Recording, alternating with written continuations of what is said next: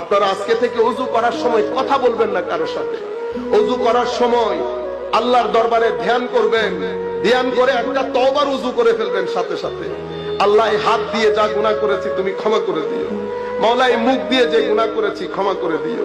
মাওলা, চোখ দিয়ে মুখ ধোয়ার সময় চোখ দিয়ে যে গুনাহ করেছি তুমি ক্ষমা করে দিও আল্লাহ। তাইলে একটা তওবার ওযু হবে, একটা পানির ওযু হবে।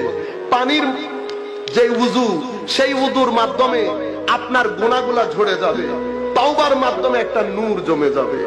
আপনি যখন এই ওযু নিয়ে নামাজে যাবেন, আপনার নামাজের টেস্ট ডিফারেন্ট হবে, নামাজের টেস্ট ডিফারেন্ট হবে, আবেদন ভিন্ন হবে, রুকু সিজদা ভিন্ন হবে। আপনারা বুঝতে পেরেছেন?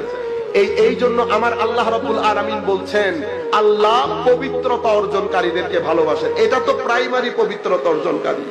অতঃপর আমাকে যেটা পবিত্র করতে হবে, কেন আল্লাহ বান্দার প্রেমে পড়ে যায়?